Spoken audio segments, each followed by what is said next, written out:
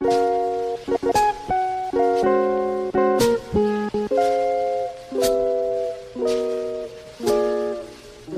doy la bienvenida. Hoy es domingo 17º del tiempo ordinario. Continuamos nosotros haciendo nuestras lecturas a partir del leccionario del ciclo Ve Reflexionando, en el día de hoy al evangelista San Juan. Le invito a que disponga su oído, la mente, también el corazón, para proclamar el evangelio propuesto para la liturgia de este domingo. Les proclamo la buena noticia de nuestro Señor Jesucristo según San Juan, capítulo 6, versículos desde el 1 hasta el 15. Jesús atravesó el mar de Galilea llamado Tiberíades. Lo seguía una gran multitud al ver los signos que hacía curando a los enfermos. Jesús subió a la montaña y se sentó allí con sus discípulos. Se acercaba la Pascua, la fiesta de los judíos. Al levantar los ojos, Jesús vio que una gran multitud acudía a él y dijo a Felipe: ¿Dónde compraremos pan para darles de comer? Él decía esto para ponerlo a prueba, porque sabía bien lo que iba a hacer. Felipe le respondió: 200 denarios no bastarían para que cada uno pueda comer un pedazo de pan. Uno de los discípulos, Andrés, el hermano de Simón Pedro, le dijo: Aquí hay un niño que tiene 5 panes de cebada y 2 pescados. ¿Pero qué es esto para tanta gente? Jesús le respondió: Háganlo sentar. Había mucho pasto en este lugar. Todos se sentaron y eran unos 5,000 hombres. Jesús tomó los panes, dio gracias y los distribuyó a los que estaban sentados. Lo mismo hizo con los pescados, dándoles todo lo que quisieron. Cuando todos quedaron satisfechos, Jesús dijo a sus discípulos: Recojan los pedazos que sobran, para que no se pierda nada. Lo recogieron y llenaron 12 canastas con los pedazos que sobraron de los 5 panes de cebada. Al ver el signo que Jesús acababa de hacer, la gente decía: Este es verdaderamente el profeta que debe venir al mundo. Jesús, sabiendo que querían apoderarse de él para hacerlo rey, se retiró otra vez solo a la montaña. Palabra del Señor. Nuestra reflexión para el día de hoy. La propuesta que nos tiene la liturgia para la primera lectura es del segundo libro de los Reyes en su capítulo 4. En la historia de la humanidad ha habido momentos difíciles, incluso hambre, pero no de oír la palabra de Dios, pues ella es la esperanza en medio de las dificultades de la humanidad. Dios mismo se encarga de animar la mente del profeta, de infundir en su ser pedagogías para hacer como con Eliseo, que hizo que los hijos de los profetas se sentaran delante suyo para oír su sabiduría.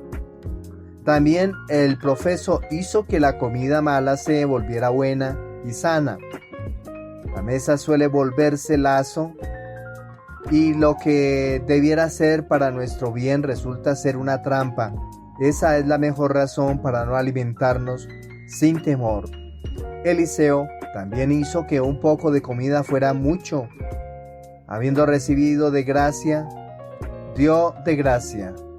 Actualizando este relato, Dios ha prometido a su iglesia que bendecirá abundantemente la provisión de ella y satisfará con pan a sus pobres.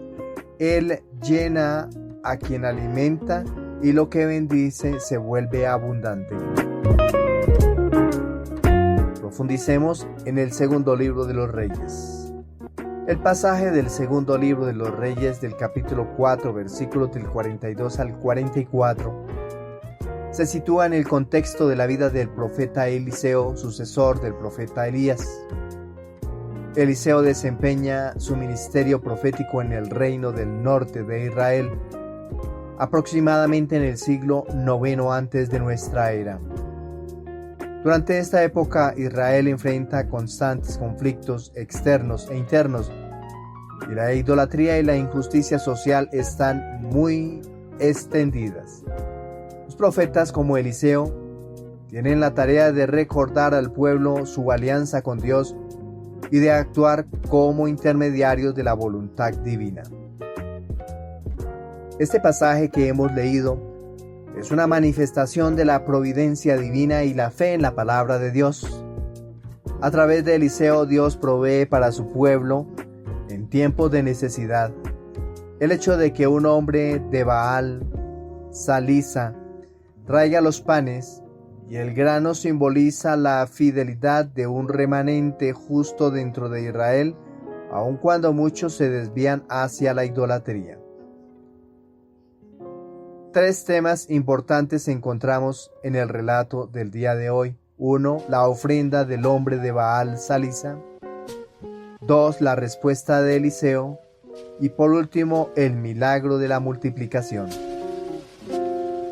Primero, la ofrenda del hombre de Baal Salisa.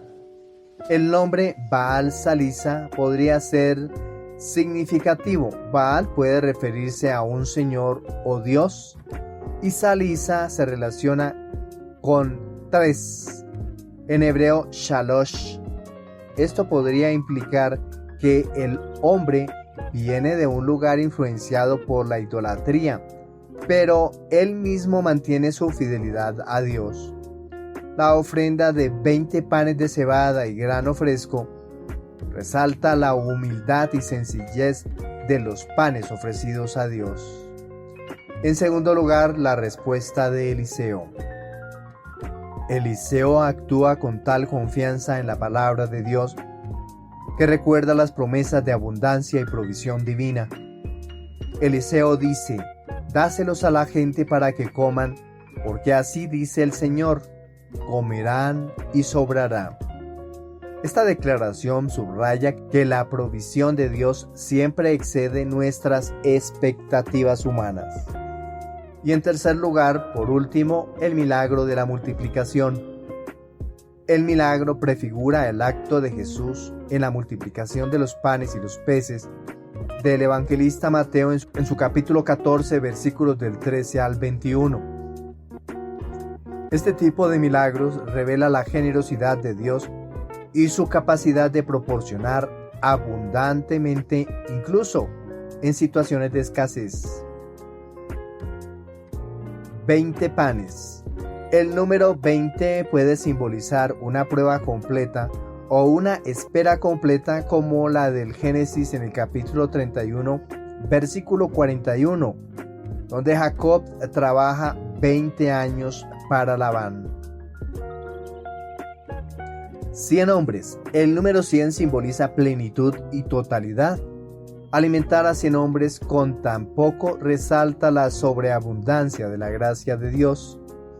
Y la cebada, en hebreo cebada es zeroaj, un grano humilde en comparación con el trigo, pero esencial en tiempos de necesidad. Simboliza humildad y suficiencia en la providencia de Dios.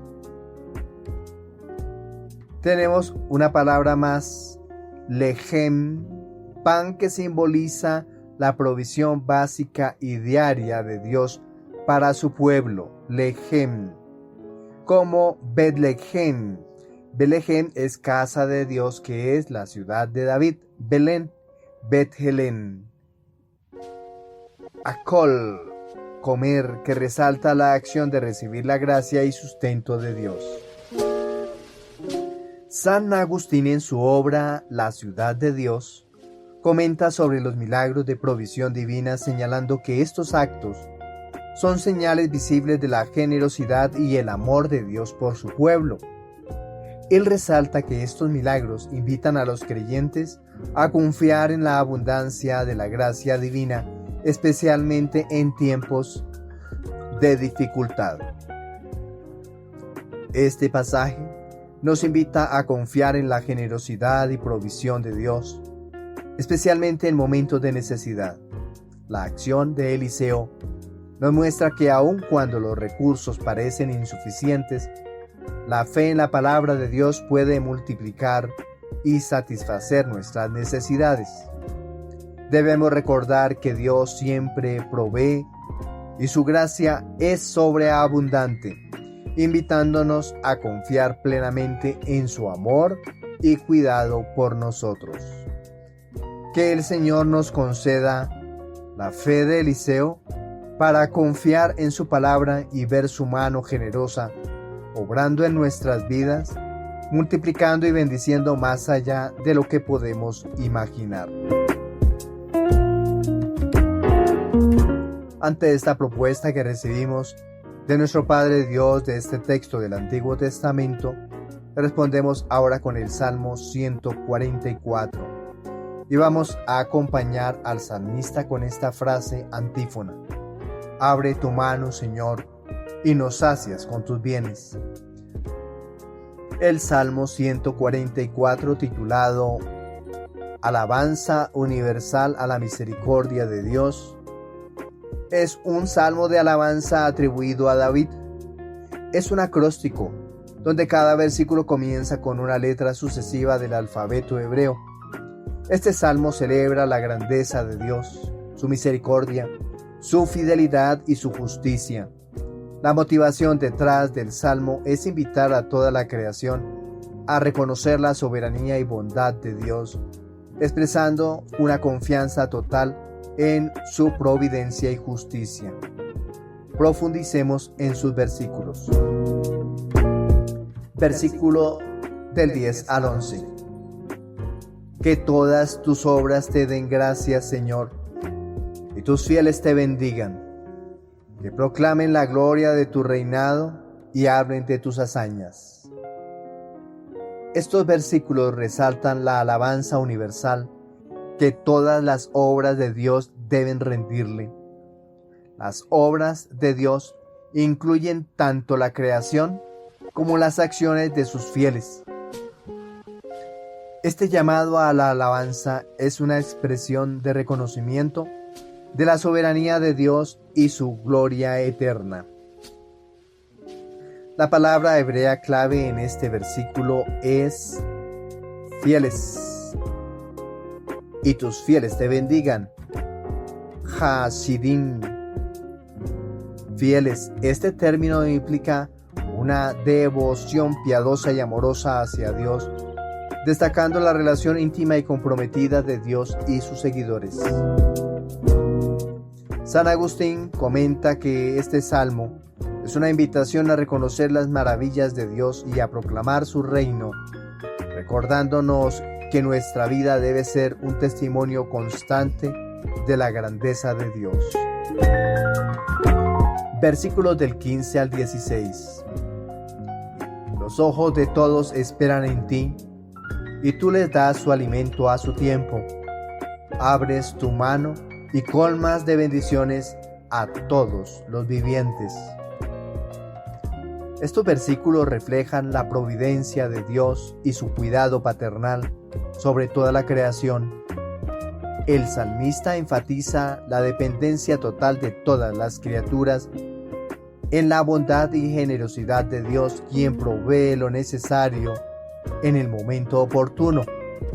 La palabra hebrea importante de este versículo es alimento. Y tú le das su alimento a su tiempo. En hebreo, mesón señala no solo el sustento físico, sino también las necesidades espirituales. Dios, al abrir su mano, muestra su abundante gracia y disposición a bendecir. San Agustín interpreta estos versículos como una expresión de la fe en la providencia divina, afirmando que todos, sin excepción, reciben las bendiciones de Dios cuando confían en Él. Versículos desde el 17 hasta el 18. El Señor es justo en todos sus caminos y bondadoso en todas sus acciones. Está cerca de aquellos que lo invocan, de aquellos que lo invocan de verdad. Estos versículos destacan la justicia y bondad de Dios en todas sus acciones y caminos. Además, subrayan la cercanía de Dios a aquellos que le invocan sinceramente. La relación con Dios se basa en la verdad y la justicia, y su presencia es una garantía para los que buscan su ayuda con un corazón sincero. La palabra hebrea que utiliza el autor sagrado está cerca de aquellos que lo invocan. La palabra hebrea kabov, traducida como cerca, implica no solo proximidad física, sino también una relación íntima y personal. Dios está accesible y dispuesto a escuchar y responder a los que le buscan de corazón. San Agustín resalta que estos versículos nos invitan a la confianza total en la rectitud y bondad de Dios, recordándonos que la sinceridad en nuestra invocación es fundamental para experimentar su cercanía. San Agustín, en sus comentarios sobre los salmos, enfatiza que el Salmo 144 es una exhortación a la alabanza continua y sincera a Dios. Ve en este salmo una llamada a reconocer la omnipotencia de Dios y su benevolencia hacia todas sus criaturas. Destaca la importancia de la sinceridad en la relación con Dios, invitando a los fieles a invocar al Señor con un corazón puro y confiado. Nuestra segunda lectura. La propuesta de la segunda lectura es de la carta del apóstol San Pablo a la comunidad de Éfeso. El Señor nos inspira en nuestro proyecto de vida al estado de vida de soltería o como la posibilidad de vivir casado. El primer caso es un estado para quien decide ser soltero y ponerse al servicio de sus hermanos. Ahí le está sirviendo a Dios. Para el segundo estado se necesita que el candidato esté preparado para asumir con responsabilidad un proceso de maduración personal. Dios nos ha pedido que hagamos las cosas bien hechas, pues Dios hizo todo perfecto. Si Dios es santo, todas nuestras acciones deben tener la misma dimensión, la misma connotación de santidad. Estamos llamados a hacer las cosas entonces con amor. La situación real de hoy hace necesario acoger el mandato del apóstol a mantener la unidad para que la iglesia tenga frutos y ojalá abundantes. Cultivar al mismo tiempo virtudes como la humildad, la longanimidad, amor para que se mantengan unidos por medio del espíritu, de la paz. Pensamiento y voluntad deben estar unidos para vivir la paz. Estos son algunos de los elementos que deben conservar la unidad de la iglesia. Principio material, pues forman un mismo cuerpo. Un principio formal está animado por el mismo espíritu, alma de este cuerpo. Un principio afín, pues una sola es la esperanza de nuestra vocación. Uno, el principio de autoridad. Uno es el Señor. Una es el contenido de la doctrina de la fe en Cristo. Una, la manera de incorporarse, el bautismo. Por su origen, un solo Dios y Padre. Todo bautizado ha sido llamado a realizarse por medio de su actuación y evolución en su vocación, ser cristiano. Esto es ser hombre, hermano de Jesucristo, Hijo de Dios y servidor de la Iglesia resucitada por el Espíritu de Dios.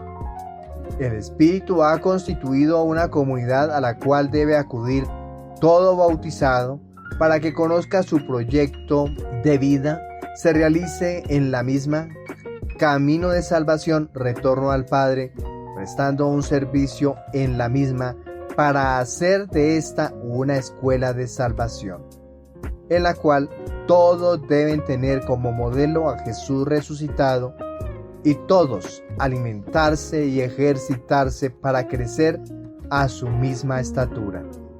Profundicemos un poco en el texto de esta carta. La carta a los Efesios, escrita por el apóstol San Pablo, es una profunda reflexión sobre la Iglesia y la unidad en Cristo. En el contexto del siglo I, cuando la Iglesia primitiva se estaba formando, los cristianos enfrentaban desafíos tanto internos como externos. Internamente, la diversidad cultural y de antecedentes religiosos de los nuevos creyentes a menudo causaba tensiones. Externamente, los cristianos eran una minoría que a veces enfrentaba persecución y rechazo por su fe. Pablo escribió esta carta desde la prisión, probablemente en Roma alrededor del año 62 después de Cristo, lo que añade peso a su exhortación sobre la unidad y el llamado a vivir de manera digna de la vocación cristiana. Profundicemos en sus versículos. Capítulo 4 de la carta a los Efesios, versículos del 1 al 6. Versículo 1. Os ruego pues, yo prisionero en el Señor, que caminéis de una manera digna de la vocación con que fuisteis llamados. Pablo, identificándose como prisionero en el Señor, subraya la seriedad de su mensaje. El llamado a caminar de una manera digna implica vivir de acuerdo con los principios y valores del Evangelio, mostrando un comportamiento que refleje la transformación interna producida por la fe en Cristo. Encontramos aquí una palabra clave: que caminéis de una manera digna de la vocación. La palabra clave es vocación, klesis en griego, y se refiere al llamado divino a vivir en santidad y servicio a Dios. Versículo 2. Con toda humildad y mansedumbre, con paciencia, soportándoos unos a otros con amor. Pablo enumera virtudes esenciales para la vida comunitaria: humildad, mansedumbre, paciencia y amor. Estas virtudes son fundamentales para mantener la unidad y la paz dentro de la comunidad cristiana. La humildad, en hebreo, tapeinofrosine, y la mansedumbre, prautes, reflejan la actitud de Cristo, quien es el modelo a seguir. Versículo 3. Esforzándoos por conservar la unidad del Espíritu en el vínculo de la paz. La unidad en la comunidad cristiana no es automática, requiere esfuerzo y compromiso. La unidad del Espíritu es un don de Dios, pero mantenerla requiere esfuerzo humano, especialmente en la práctica de la paz y la reconciliación. Versículos desde el 4 hasta el 6. Un solo cuerpo y un solo espíritu, como también fuisteis llamados en una sola esperanza de vuestra vocación. Un solo Señor, una sola fe, un solo bautismo, un solo Dios y Padre de todos, que está sobre todos, actúa por medio de todos y está en todos. Pablo enfatiza la unicidad y la unidad de la fe cristiana. Aquí encontramos una lista de 7 unidades que son fundamentales para la identidad cristiana. Un solo cuerpo, un solo espíritu, una sola esperanza, un solo Señor, una sola fe, un solo bautismo, un solo Dios y Padre. Este número 7 tiene un significado simbólico en la Biblia, representando la perfección y la totalidad. La palabra clave en estos versículos es la unidad, en griego enotes. Subraya la integración y coherencia de la fe cristiana. 4 propuestas nos ofrece el relato de hoy para conservar nuestro llamado. Primero, vivir dignamente la vocación. 2. Cultivar virtudes cristianas. 3. Esforzarnos por la unidad. 4. Unicidad de la fe. Primero, vivir dignamente la vocación. Reflexionemos sobre cómo nuestro comportamiento diario refleja nuestra llamada cristiana. ¿Estamos viviendo de una manera digna de la vocación con la que hemos sido llamados? Segundo, cultivar virtudes cristianas. Ya sabemos, la humildad, la mansedumbre, la paciencia y el amor son virtudes esenciales para la unidad comunitaria. ¿Cómo podemos cultivarlas más en nuestra vida personal y comunitaria? Tercero, esforzarnos por la unidad. La unidad del espíritu requiere esfuerzo.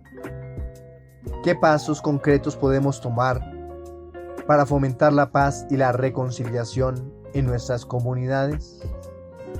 Y por último, unicidad de la fe. Recordemos y celebremos la unidad fundamental que tenemos en Cristo. Un solo cuerpo, un solo espíritu, una sola esperanza, un solo Señor, una sola fe, un solo bautismo, un solo Dios y Padre. ¿Cómo podemos fortalecer esta unidad en nuestras comunidades? San Juan Crisóstomo comenta sobre este pasaje subrayando la importancia de la humildad y la mansedumbre como fundamentos para la unidad. Resalta que la verdadera paz y unidad en la Iglesia solo pueden lograrse si cada miembro practica estas virtudes, poniendo los intereses de los demás antes que los propios. Mientras tanto, San Agustín también reflexiona sobre la unidad en su obra La ciudad de Dios, destacando que la unidad de la Iglesia es un reflejo de la unidad de la Trinidad. Para Agustín, mantener la unidad del Espíritu es una manifestación del amor divino operando en la comunidad de los creyentes. ¿Qué podemos concluir del relato del día de hoy? En este domingo de la semana 17ª del tiempo ordinario que iniciamos el día de hoy, somos llamados a reflexionar sobre nuestra vocación y a vivirla con dignidad. La unidad en la comunidad cristiana es un don del Espíritu, pero mantenerla requiere nuestro esfuerzo. Sigamos el ejemplo de Cristo en humildad, en mansedumbre y amor, y esforcémonos por conservar la unidad del Espíritu en el vínculo de la paz, recordando siempre la unicidad de nuestra fe y esperanza en un solo Dios y Padre de todos. La propuesta del Evangelio. El Evangelio que hoy vamos a reflexionar y que ya hemos proclamado es del evangelista San Juan, en su capítulo 6, los primeros 15 versículos. Dice el texto bíblico: Jesús atravesó el mar de Galilea, llamado Tiberíades. Lo seguía una gran multitud, al ver los signos que hacía curando a los enfermos. Jesús subió a la montaña y se sentó allí con sus discípulos. Se acercaba la Pascua, la fiesta de los judíos. El relato de hoy nos describe a Jesús partiendo de Jerusalén hacia Galilea. Ya leímos en el texto, mar de Galilea, malamente llamado mar, pues es un lago de agua dulce, cerca de la ciudad de Tiberíades. El texto nos habla de varios personajes: Jesús, el gentío, los discípulos, y de manera más descriptiva nombra a dos de ellos, a Felipe y a Andrés, hermano de Simón. Cuando en el versículo 3 Jesús sube al monte, posiblemente para enseñar u orar, pues el lugar tradicional del encuentro con Dios es la montaña. En este caso sube con sus discípulos. el Señor se dispone a prepararse para realizar el gesto del don. El autor define que se aproxima una fiesta importante de peregrinación a Jerusalén, la fiesta de la Pascua. Al levantar los ojos, Jesús vio que una gran multitud acudía a él y dijo a Felipe: ¿dónde compraremos pan para darles de comer? Él decía esto para ponerlo a prueba porque sabía bien lo que iba a hacer. Felipe le contestó: 200 denarios no bastarían para que cada uno pudiera comer un pedazo de pan. Uno de los discípulos, Andrés, el hermano de Simón Pedro, le dijo: aquí hay un niño que tiene 5 panes de cebada y 2 pescados. ¿Pero qué es esto para tanta gente? Nos encontramos con el versículo 9 que el autor evoca a Moisés en el relato del libro de los Números en su capítulo 11, versículo 13. Dice el texto: dice Moisés: ¿de dónde voy a sacar carne para dársela a todo este pueblo que me llora diciendo: danos carne para comer? No puedo cargar yo solo con todo este pueblo, es demasiado pesado para mí. En donde se describe notoriamente el paso de lo poco a la abundancia. Y el texto que hace referencia, el versículo 9, es una analogía del Antiguo Testamento en el segundo libro de los Reyes, en el capítulo 4, versículos de 42 al 44, en donde se narra el milagro de Eliseo, discípulo de Elías, consignado en la primera lectura del día de hoy. Jesús está enseñándonos que todo aquel que hace parte de la iglesia, que quien es iglesia, no debe evadir las dificultades y problemas de los integrantes de la comunidad. Es la misma iglesia la que debe discernir las posibles soluciones de las dificultades por las que está atravesando la colectividad. En el mundo hoy, la iglesia actúa en el nombre de Jesús. Por tal razón, no esperemos que venga Él a realizar milagros. Supliquemos que nos dé la sabiduría, las fuerzas y la valentía para obrar con decisión en su nombre y hacer presente al resucitado en medio de la comunidad de la iglesia. El que haya allí un niño con algunos panes y peces, posiblemente algo que su progenitora encargaría para la preparación de los alimentos del mediodía. Los niños que están aprendiendo la Tanaj, en un comienzo la aprenden como todo buen estudiante, y al conocer la norma empieza a convertirse en juez de todos los viejos que, conociéndola, cumplen simplemente lo que corresponde. Y como toda escoba nueva barre bien, un niño es acatador de la misma. Propio de un judío es apoyar a los de su raza para que salgan adelante, ofreciendo posibilidades para salir más allá, en avance, evolucionando, nunca regalando, arrendando un predio, haciendo un préstamo, nunca regalando, porque el judío sugiere que todo lo que ha recibido se lo ha dado Dios, porque se lo merece.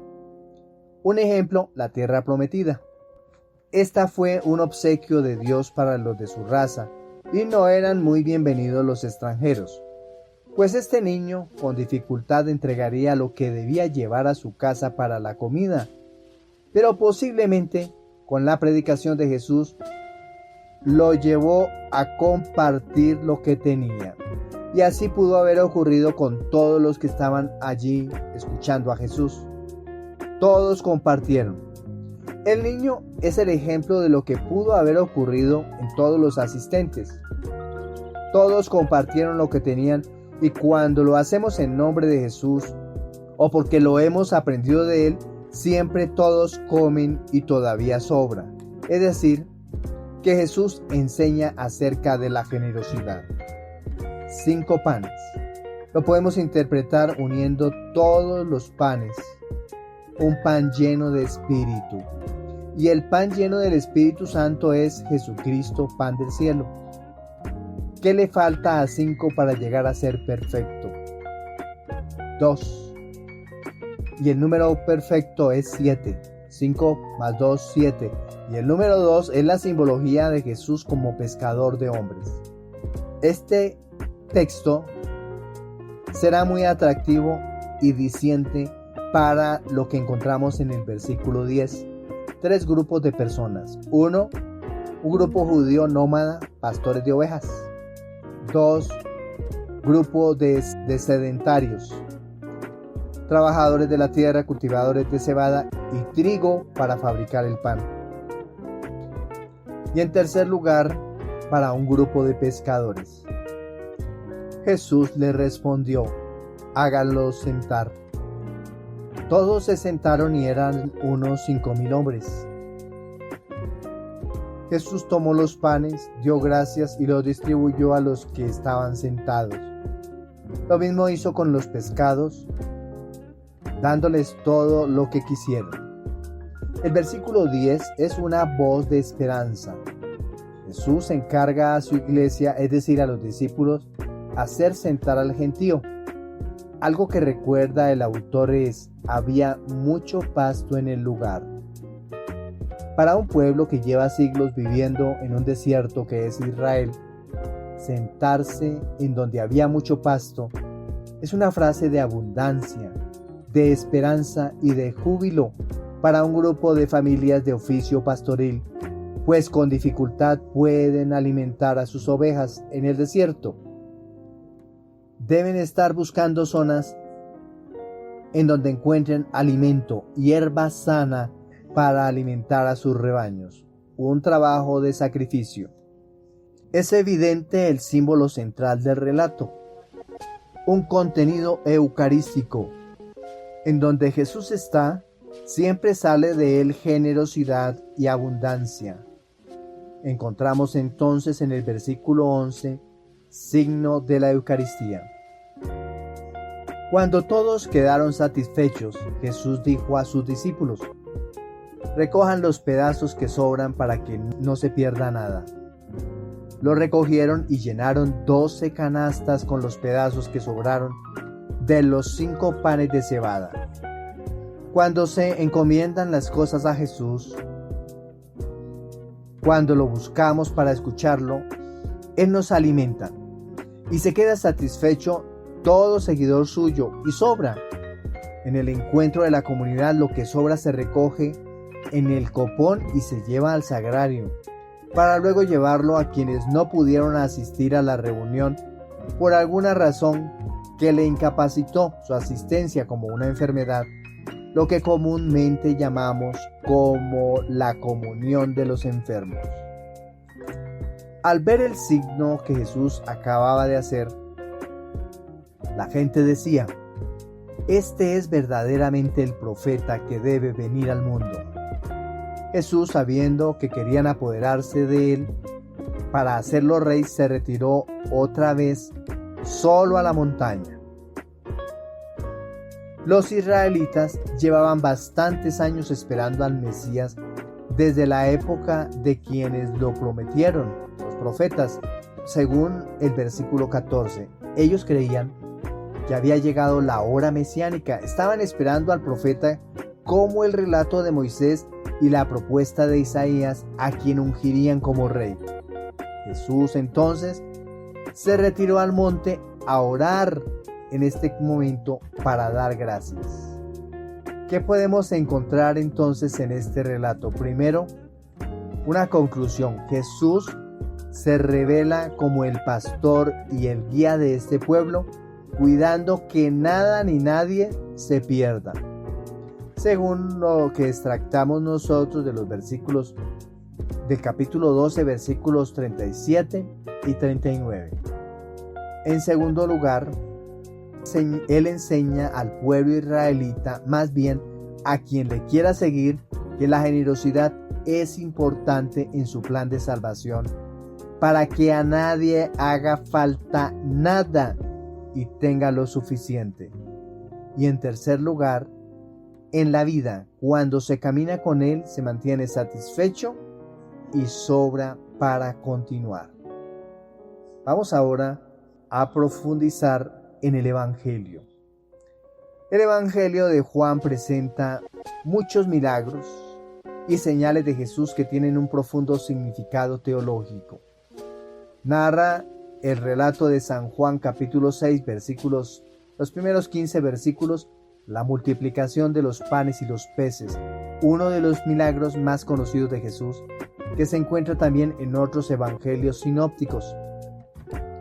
Este milagro ocurre en el contexto del ministerio público de Jesús, cuando grandes multitudes lo seguían debido a las señales que realizaba, especialmente las curaciones. Al comienzo Jesús hace la mención de la Pascua. Esto es significativo. La Pascua es una fiesta que conmemora la liberación de Israel de la esclavitud en Egipto. Y en este contexto, la multiplicación de los panes prefigura la liberación y provisión que Jesús ofrece. Jesús sube al monte, un lugar asociado con la revelación divina en la tradición bíblica. Esto contenido en los primeros 4 versículos. ¿Qué encontramos del versículo 5 al 7?